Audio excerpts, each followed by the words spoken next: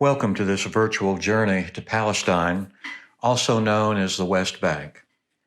This art graffiti on the Palestinian side of the wall of separation acknowledges that most pilgrims come to this land knowing about only Israel and fail to engage with Palestinians. Palestine is a land of unusual beauty, populated with Christians, Samaritans, Muslims, all filled with warmth, culture, and hospitality, and a deep yearning. It's a land where Jesus walked, talked, and healed. It's the land where the heroes of the Old Testament tried to obey God. So let's visit Palestine and experience both the warmth of the Palestinian people and learn what it feels like to live, as Bethlehem pastor Munther Isaac notes, on the other side of the wall. We begin at the wall of separation in Bethlehem. You may be surprised that Bethlehem is not in Israel, but is in the West Bank. We are at checkpoint 300 at the wall of separation. It's also the location of Rachel's tomb, much revered by Jews, so this is a highly contested location right on the border. Tourists in large buses and Palestinians with work permits in Jerusalem must all pass through a checkpoint, though tourists certainly have it much easier. The checkpoints and guard towers are formidable and unsettling, and manned by male and female 20-somethings with automatic weapons, but we'll talk about that more in detail shortly. So where are we, and what is the West Bank? On this image, the green is Palestine, or the West Bank, and the white is the State of Israel. You will notice on this map a dotted line sort of around the West Bank that was the old 1949 Armistice Line, or Green Line. In the famous Six-Day War of 1967, Israel militarily occupied parts of Jerusalem, the Golan Heights in the northeast, and the Gaza Strip. In this image, the triangle icons represent Israeli settlements that have sprung up illegally in the West Bank. Settlements, of course, are much in the news. Israeli citizens move in with the help of the military onto Palestinian territory. They are illegal, according to international courts of law, and certainly are obstacles to peace agreements between the two countries. To put a finer point on it, this image shows the immense loss of land experienced by Palestinians since 1917. In 1917, 31 years before the creation of the State of Israel, Palestine extended from the Mediterranean Sea east to the Jordan River. It was inhabited by Palestinian Christians, Muslims, and a small population of Jews. The difference between 1917 and the present is dramatic and troubling. How did this happen? In 1917, a now famous document was sent by the British Foreign Secretary, Lord Balfour, to an influential Jew in England by the name of Lord Rothschild. It has come to be known as the Balfour Declaration and is the first official acknowledgement by a world power that the Jewish people needed and deserved a homeland in Palestine. It also noted that, quote, nothing shall be done which may prejudice the civil and religious rights of existing non-Jewish communities in Palestine. Now, as fair-minded as that statement sounds, it is curious that nowhere are Palestinians named. They are completely left out of whatever decisions are being made about their land and future, as if they did not even exist. Recent events about annexation and peace agreements with other rich Arab countries simply reinforce this. Jews began immigrating to Palestine, but remained a small percentage of the population. After World War I, the world powers, recognizing the strategic importance of Palestine, began dividing up various conquered countries, and England was given a mandate to govern Palestine. That lasted several tumultuous decades, as neither the growing Jewish community nor the Palestinians liked being under British rule. The atrocities of the Holocaust greatly accelerated the emigration of Jews to Palestine. It all fell apart in 1946, symbolic with the bombing of the famed King David Hotel by a right-wing Jewish group. Many of us have been in the new hotel there. The British left Palestine, and Israel declared statehood on May 14, 1948. Almost immediately, Israel began the systematic and often bloody expulsion of Palestinians from their homes and ancestral homeland. This action was swift and devastating for the Palestinians, and they are still experiencing the repercussions 72 years later. This is known and remembered each year by Palestinians as the Nakba, or the catastrophe.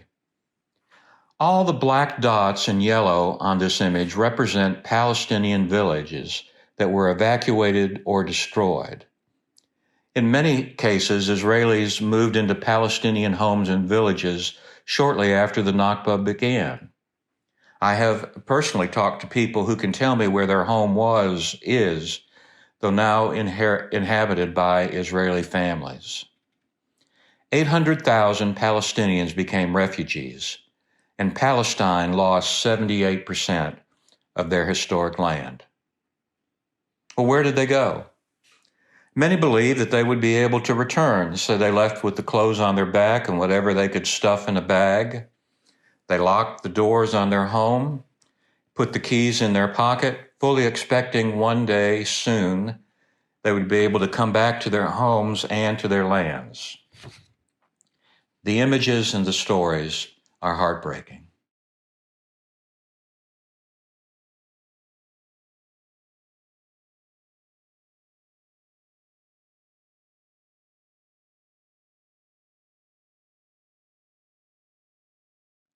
About 15 years ago, Melkite Archbishop Elias Shakur spoke at Central about his family's experience losing their home. And here we are, a group of us exploring the ruins of his childhood home and village, now in Israeli National Park. His book, Blood Brothers, powerfully tells the story. Where did they all go? Some went to Jordan or Lebanon or the U.S., if possible. Most ended up in refugee camps.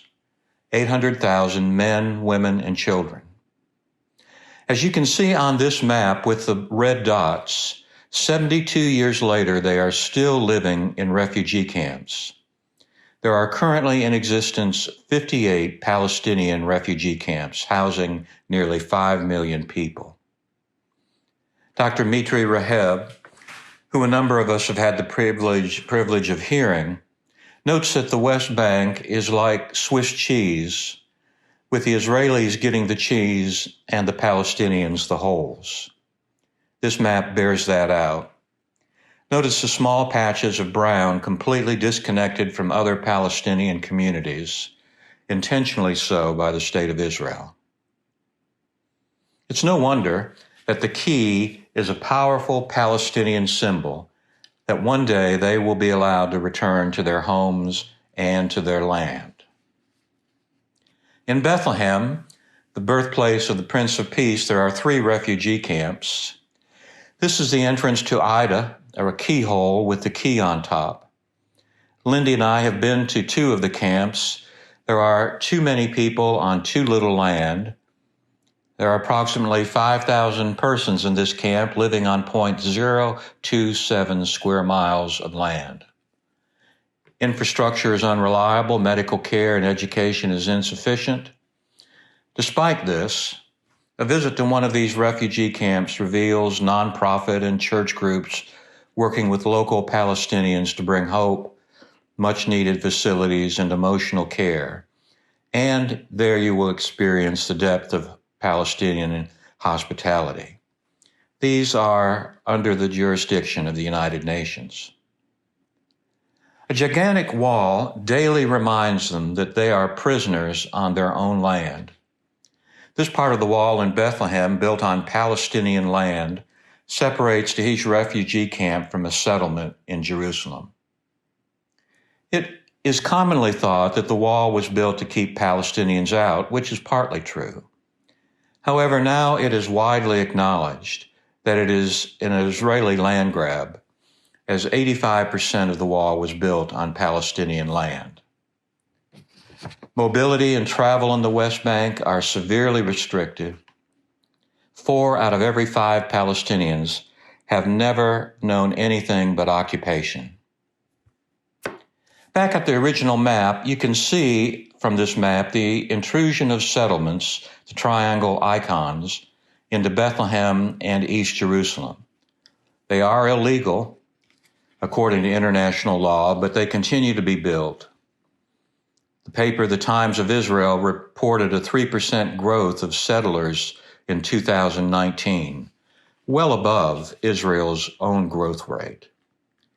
There are almost 500,000 Israeli citizens living in the West Bank, and there is no end in sight. In addition, there are an estimated 300,000 Jewish Israelis living in East Jerusalem, which the international community considers part of the West Bank. When ordinary Palestinians at the Gilo checkpoint were asked what it feels like to be occupied, they used 3 words: frustration, humiliation, pressure. Once we get through the checkpoint, we are in the West Bank in the wonderful and biblical city of Bethlehem. Bethlehem means house of bread, and markets and souks are off everywhere in these beautiful little side streets and narrow corridors where you can buy just about anything you can imagine, even a cut of meat. It is a delightful place to walk and engage people. The major biblical site is the Church of the Nativity. Here you see the rather unimpressive entrance to the basilica. It's easy to see the entrance was not always so small. Apparently in the 16th century, it was reduced to prevent looters on their horses from riding into the basilica. There's something appropriate, though, about humbling yourself to enter the church where the Savior of the world was born. And here is a photo of me doing just that. The original basilica was built by Emperor Constantine in around 330 AD. It was burned in the 6th century and then rebuilt later in that century by the Emperor Justinian.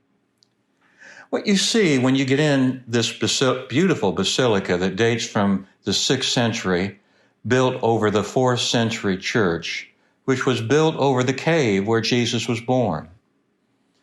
There is a great deal of restoration going on now in the building, revealing striking mosaics, some from the original basilica. This is the entrance to the cave or grotto just next to the main altar. It is a very narrow walk down to the cave, usually busy with tourists, and it leads to this, a star marking the birthplace of Jesus. Depending on the crowds, groups sometimes read the birth story or sing a Christmas carol. My favorite memory here is several years ago when Alva and Ida Whitehead were traveling with us, and Alva told me that Ida recited the entirety of Luke 2 by memory every Christmas to her family. I asked her if she would do that for our group, and it was a beautiful moment for everyone.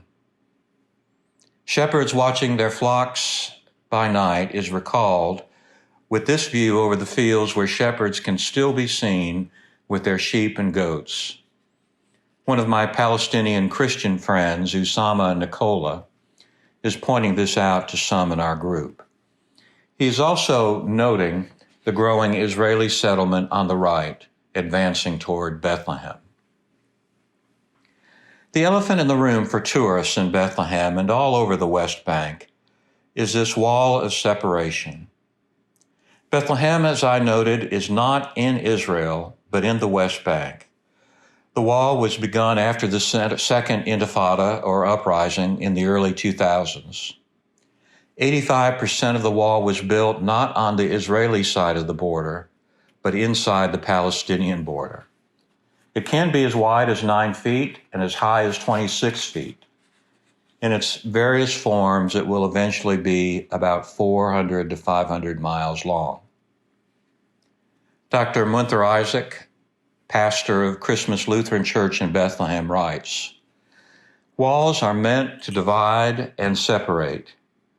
They communicate that people are not equal and that those on the other side are dangerous and feared. Walls lead to dehumanizing the ones on the other side. Though tourists don't usually see this, this is the infamous Checkpoint 300. Palestinian Christians and Muslims must pass through this to go into the state of Israel. It is dehumanizing, and it's designed to make life difficult. For Palestinians who receive work passes in Jerusalem, and there are tens of thousands, they must go through this, have their papers checked, probably frisked, maybe asked to undress, interrogated and made to wait in what look like cages. Many get there before 3 a.m. in the morning so that they can make it to work on time. They're going to work, and they have to catch a ride in Jerusalem, so many try to jump the line by crawling above. As you can imagine, there are physical and emotional consequences to living like this. There are nonprofit groups in the West Bank that assist people with counseling, anger, conflict management, abuse in the home, child care.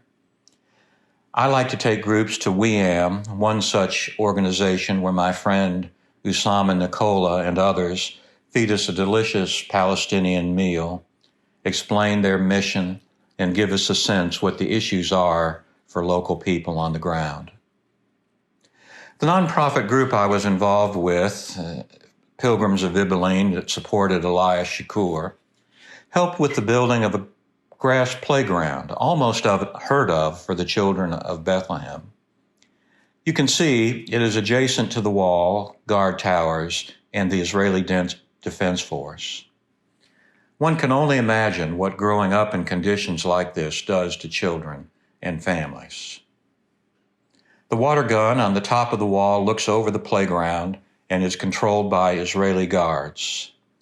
A friend explained to me that it can spray lots of different things, but what is sprayed out of this nozzle the most is known as skunk gas, a putrid-smelling liquid meant to disperse crowds.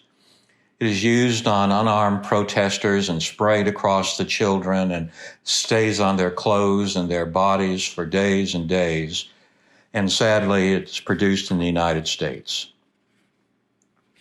No one should visit Bethlehem without walking the inside of the wall and viewing the graffiti art. It is clever, beautiful, colorful, provocative, and gives Palestinians a way to express their anger and their fear, their frustration, and their hope. It is a form of resistance, a mocking of the powers that be, and an expression of their yearning to be free. Famous artists like Banksy and others have contributed. My favorite is the young girl frisking an Israeli soldier. Very close to Bethlehem is the spectacular Crimson Valley in East Jerusalem, one of the last beautiful green spaces in the region. It is the home to a convent and school and the very popular Crimson Winery. The monastery dates from the 19th century, is owned by the Catholic Church. The property is on the divide between the West Bank and Jerusalem and much disputed. It is a wonderful place to visit with excellent wine and olive oil. I have not tried the olive oil. When I was there a few years ago, you could still travel there from Bethlehem, but the wall is advancing, of course, on Palestinian land.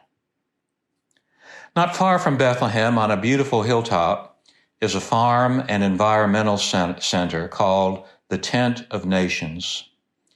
The Nasser family, members of Christmas Lutheran Church in Bethlehem, have owned this property since 1916. It is surrounded by other hillsides containing growing Israeli settlements. The Israeli government and the settlers for years have been trying to push them off the land. Settlers bully them, have even destroyed hundreds of fruit trees on the property by bulldozing them. When I was last there, the settlers had barricaded the entrance with dirt and large rocks, making it hard for visitors to get to the top, and here we are climbing over them. The Nassers have gone to the highest court in Israel with deeds that date all the way back to the Ottoman Empire. Between the government and the settlers, Their existence is a struggle. But their response is uniquely Christian. We refuse to be enemies, it says. Shortly before I was there, the Nasser family received the World Methodist Peace Award. A friend took this picture of Daoud Nasser talking with an earlier recipient of this award, Archbishop Elias Shakur. Now we're leaving the Bethlehem, Jerusalem area and heading south to Jericho and the Dead Sea into the biblical wilderness. It is a stunning drive down to the Dead Sea. The wilderness which we read about so frequently in Scripture is not like walking the Appalachian Trail or visiting a forested national park. It really does change how you visualize, for example, Jesus in the wilderness being tempted. On the way, you pass countless Bedouin villages, and you are tempted to think that you are in first century Palestine. We're now headed on this map to Hebron in the very south of the West Bank. Hebron is an ancient biblical city important to all three monotheistic faiths. It's now the largest city in the West Bank with 250,000 residents, 1,000 Israeli settlers, and is the economic center of the West Bank. Biblically, Genesis 23 tells us that Abraham bought land in Hebron as a sort of family burial plot after Sarah died. Abraham and his sons are also buried in caves there. This massive Herodian-era structure was built over the burial caves. The famous Mosque Al-Ibrahimi has a beautiful interior, including a unique minbar, the staircase pulpit for the imam. One can also view the commemorative cenotaph marking the burial place of Abraham and the patriarchs. The whole cave of the patriarchs is closely guarded on the ground and from the air with Israeli soldiers and a variety of heavy-duty checkpoints. While much of Hebron's past has been peaceable between Jewish and Palestinian citizens and merchants, the 20th century has seen its share of violence and strife. In 1929, a group of Muslims killed 65 Jews, and in 1994, an American right-wing Israeli settler gunned down 29 Muslim worshippers and injured countless others. This led, sadly, to dividing the city into two sectors, Israeli and Palestinian. It is, in fact, a microcosm of the entire division of land in the Israel and West Bank. It is 85% Palestinian, 20% Israeli, and this has changed the city in dramatic and unsettling ways. Israel closed after the killing the once bustling and peaceful commercial area of Shehuda Street. Checkpoints were set up, businesses locked down, and the once vibrant major thoroughfare became a ghost town. 304 businesses were closed. Palestinian government offices shut down, and the central bus station became an Israeli army base. The shops are still closed, and settlers and soldiers make it an uncomfortable place to visit. Travel guru Rick Steves, who is a strong supporter of Palestinians and their cause, remarked that traveling in Hebron, while necessary and beautiful, there is a palpable unease that makes being here stressful. This image demonstrates the important work of humanitarian and non-governmental organizations who monitor the checkpoints. These are two volunteers from the Ecumenical Accompaniment Program, helping two children get to school safely. Our group talked with one of those humanitarian groups on the rooftop of their building, overlooking a large Israeli military base. I kept hearing noise in the sky and looking up to see what was going on, and the leader told us that they were Israeli drones high in the air watching us, recording our movements, along, of course, with the ordinary daily lives of Palestinians. I learned at that moment that though I would soon leave, The local population lived with that every day. The markets in Hebron are as colorful and busy as any Palestinian city I visited. You can literally buy anything. We were instantly recognized as Americans, of course, and one of my most vivid memories is of a Palestinian merchant calling us and asking us to listen to him. He turned a box over, he stood on it, and then begged his American friends that when we return home, we should tell people what they are going through, how they are suffering, and worst of all, how they feel forgotten on the world stage. What could be worse than thinking you are so alone that no one knows or cares what you endure every day? I noticed in the market that it was covered all up and down with this screen. It is there to protect shoppers from debris and garbage, bottles thrown from above by settlers. Sadly, bleach and other dangerous liquids are sometimes poured through the screen. Now we're back at the map, and we're leaving Hebron and heading north along the Dead Sea into Jericho. The Dead Sea, the lowest point on the face of the earth, is not part of the Palestinian territory, but it is magnificent. It is also quickly vanishing, as these salt formations show, as water upstream from the Jordan River and the Sea of Galilee is being diverted for Israeli agriculture and drinking water. It is going down about a foot a year and poses a major threat to the region. And yes, about all you can do in the Dead Sea is float. I have images of many in our groups in the past who have floated and floundered in the Dead Sea, but I've been sworn to never show those. Here we are in Jericho, one of the oldest inhabited cities in the world. It's in Palestine, and it's a beautiful oasis in the middle of the desert. There's especially wonderful fruit. I love the oranges. Very close to Jericho is the location where it is believed Jesus was baptized by John the Baptist. The Jordan River at this location is little more than a muddy creek, the water being diverted upstream. There are some traditions that also locate this site as the place where the Israelites crossed the Jordan into the Promised Land. There is no archaeological evidence for any of this, but there are historical remains at this location that show that it has been venerated as a baptismal spot for a very long time. The 1967 war took its toll on this location, and the western bank of the Jordan River was heavily mined by Israel with over 5,000 mines of various sorts to prevent Jordanians from crossing. The only way for Christian pilgrims to access this site for decades was to go to Jordan.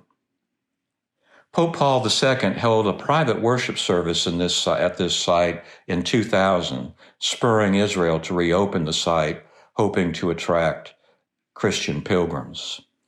We are looking at the Jordanian side of the site. One of the most beautiful drives in Israel and Palestine is the one from Jericho to Taiba. Taiba is the last remaining all-Christian town in the West Bank. As important as that is, though, that was not my first reason to go. Taiba has the honor of having the first microbrewery in the Middle East. It is the first Palestinian brewery opened by the Khoury family in 1995. They make beer according to very strict standards, and it's shipped all around the world, including the United States, though not Mickey Finn's. I have a bottle in my refrigerator. I love the entrepreneurial spirit in this place, and you can see it everywhere in the West Bank. One day, it's my hope to make it there in October for their world-famous Oktoberfest. One of the joys of traveling in Israel and Palestine is being able to connect things you read about in the Bible with the actual site. This is one of those places. We're looking at Mount Gerizim on the right, Mount Ebal on the left, and in between the city of Nablus. This area is connected with the ancient biblical city of Shechem. Shechem is mentioned in Genesis 12, where Abram built an altar to the Lord. On the top of Mount Gerizim is a Samaritan village, as in the parable of the Good Samaritan. I had no idea, really, that Samaritans still existed. It turns out there are about 800 with a large community here. Samaritans are direct descendants of biblical Israelites and have continuously remained on the land since biblical times. And a delightful and energetic young man spoke to us about their beliefs and lifestyle in their museum. They were glad to see us, as they don't get many tourists. They still sacrifice sheep at Passover. We saw the immense area dedicated for this. That's something Jews stopped doing hundreds of years ago. While there are a number of similarities of belief with Jews, there are also important differences. For example, they believe Mount Gerizim is the original location of the temple and the location of the binding of Isaac. One of the things that makes them so unique is that they carry three official national identities: Palestinian, Israeli, and Jordanian. They speak Hebrew during their religious activities and Arabic with their Palestinian neighbors with whom they have excellent relationships. They largely stay above what divides people in the rest of Palestine and Israel. As we look down on Nablus from Mount Gerizim, we can see the Greek Orthodox Church of St. George, where the biblical Jacob's Well, Genesis 33, can be visited. Nablus is predominantly Muslim with small Christian and Samaritan populations. Christians, Muslims, and Jews all associate the well with Jacob. The Greek Orthodox Church of St. George has a stunning interior. To the left are steps that lead down to the well, and it can be viewed by pilgrims under the watchful eye of this delightful and very protective priest. The well is also mentioned, in the New Testament in John 4, verses 5 through 6, that describes a conversation between Jesus and a Samaritan woman that is commemorated with this lovely painting. We are now north in the West Bank and headed to the small agricultural village of Zababda. There's a large Christian population, and it's the home of a dynamic Melkite Catholic priest, Father Firas Kure. Father Firas has brought energy, passion, and vision to this little church and community. They are one of Pilgrim of Ibelin's peace partners. We assist his congregation with funding an after-school program for community children and providing scholarships for children to the local excellent Catholic school. He is an amazing man with incredible energy, a compassionate, entrepreneurial priest who brings hope to his people and his land. He and his family are warm, hospitable, and they took good care of us. A traditional Palestinian meal was served, and we were treated to a festival going on in their community center with traditional Palestinian dance and food and music and ever-present kindness. One of the goals of this trip was to immerse ourselves in Palestinian culture, and this was the stop where each of us was to spend the night with a Palestinian family. I and two other men spent the night with Father Firas and his family in their parsonage. I slept in the church office, and I noticed about 3 a.m. that my CPAP machine stopped. I turned my phone flashlight on and tried to plug it into other outlets without any success. I just went back to bed. The next morning I asked about it and was told that Israelis often turn the power off in the village at that hour simply to hassle the villagers. My simple inconvenience was something they lived with every day. Delightfully, we were treated the next morning to picking olives from the property's olive trees. It was late October, it was harvest season, and we learned about their importance to this culture and how they're processed. Many of us have received olive oil from Canaan Fair Trade, and this is where it comes from. From Zababda, we head to Birken, and the Church of the Healing of the 10 Lepers. There is a small group of Christian families and one of the oldest churches in the world, St. George Greek Orthodox.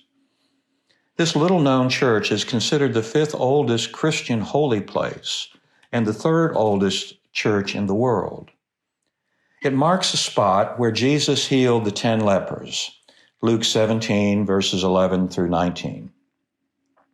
I spotted this beautiful icon of the one person in the story, you recall, who was healed, who came back to say thank you.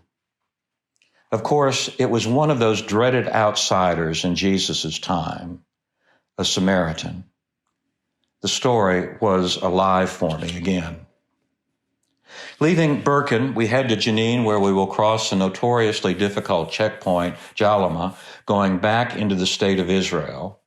We were warned to be on our best behavior, to not talk back or ask too many questions, because even large tour buses with Americans will be stopped, thoroughly checked, and it could take a very long time to get through. We made it, and we're now looking at the Mar Elias Educational Institution, founded by Elias Shakur in Ibelin, Galilee. The school goes from kindergarten through high school, serves over 3,000 students from all over the Galilee, Muslim, Christian, Druze, at one time even some Jewish students. It is one of the finest high schools in Israel. The motto of the school is Building Peace on Desktops. It's more than a motto, though. It is part of every facet of teaching and student life and interaction between individuals on the campus. I was last there 3 years ago and had numerous interactions with exciting students who were busily preparing for exit exams and practicing their English, which they speak extraordinarily well. It is one of the places in Israel and Palestine that gives me hope. Melkite Archbishop Elias Shakur founded the school after serving a small parish in the village of Ibelin. Through sheer determination, Christian patience, prayer, unusual vision, and hard work, the school and the guest house are unbelievable achievements. He was nominated 3 times for the Nobel Peace Prize and is a recipient of a number of other peace prizes, including the prestigious Methodist Peace Prize. Here he is on the occasion of his retirement, I think, as Archbishop with Pope Francis. And as you can see, he keeps good company. We're going to complete our journey at the Al-Aqsa compound, also sometimes referred to as the Temple Mount. The compound, 35 acres, houses the Muslim Dome of the Rock and the Al-Aqsa Mosque. Before 1967, it was under Jordanian authority. In the 1967 Six-Day War, this part of Jerusalem was captured and occupied by Israel. Though it is restricted to Muslims and tourists, it is often a place of great friction. The Al-Aqsa compound, also known as Haram al-Sharif, has been since 1967 under the control of the Islamic Trust. The agreement is that Israel controls the external security, while the Trust has control over matters inside the 35 acres. Non-Muslims are not allowed to pray there. The great majority of Jews respect this decision. Furthermore, the chief rabbinate of Israel declared in 1967 that it is forbidden for Jews to walk on the Temple Mount. Increasingly, however, various Jewish groups have tried to enter the Temple Mount to pray, increasing tension in an already volatile place. This is the much-visited Western Wall, one of the holiest sites in the world for Jews. It is, you should know, a portion of the retaining wall erected by Herod the Great and the building of the Second Temple. That temple was destroyed by Rome in AD 70, and it began the great diaspora of Jews around the world. It holds up the Muslim Al-Aqsa compound. The wall and the land around it were captured by Israel in 1967. It's an amazing place to visit and pray, but also closely guarded. Entrance to the Temple Mount or Haram al-Sharif is restricted, and Jews are not allowed on it. On our last tour there, I knew someone who knew this man, Auman, a Muslim, who led us through the Dome of the Rock and the Al-Aqsa Mosque, explaining their architecture and religious significance for Muslims. Both have been closed to non-Muslim visitors since the early 2000s. With heads covered, women, and shoes off, we were treated to the beauty of Jerusalem's best-known locations. This is the Dome of the Rock, the centerpiece of any photograph of Jerusalem. The exterior mosaics and gold are matched by the beauty of the interior. This is one of the holiest places in the world for Muslims, as it is believed that Muhammad's night journey to heaven started from the rock you see at the center of the structure. Here we are outside on the compound looking at the entrance to the Al-Aqsa Mosque. The interior of the mosque is cavernous and beautiful. We were welcomed with great warmth, and I never felt like an intruder or unwelcome in any way. In fact, morning prayers were about to begin, and people were entering the mosque. And I asked our guide about it, and he told us to take our time, even if morning prayer began, that we were their guests. Inside the mosque is this gorgeous handmade minbar or pulpit, like in Hebron, from which the imam addresses the people. Well, we have completed our journey through the West Bank. It is a complex place politically. It is slowly but surely being carved up by the state of Israel. Recent calls for the annexation of the West Bank are increasing. Illegal settlements continue to spread. The wall is no longer for security. This is all about Israeli occupation. The conflict is not a religious one. It is a political conflict. Palestinians hold on to their keys and cling to the hope of return to the land illegally taken from them in 1948. They are people of courage, deep warmth, peace, and hope. It's easy to lose hope. I am constantly amazed by people I work with, like Abuna Elias Shakur and Dr. Mitri Raheb, the Nasser family, Usama Nukola, who can cultivate peace and speak out on behalf of Palestinian people, and simply will not give in to the apartheid conditions in their homeland. Dr. Mitri Raheb rightly noted in a talk to our group that there is a difference between hope and optimism. They have deep hope. In the meantime, they will pray, cultivate their Palestinian identity, and continue to remind the international community, churches, synagogues, mosques, that this is a matter of justice. The plea of the man, the merchant in Hebron, is much on my mind. They keep planting trees, and as these graduates of Dr. Raheb's college, Dar al-Kalima, show, and in the most incredible sight I saw years ago in Jericho, they keep praying. I thank you for traveling with me. Contact me if you have questions or would like to go on such a trip. I can arrange that. But please, above all, pray for the peace of Jerusalem. Inshallah, as you frequently hear from the lips of Palestinians. God willing.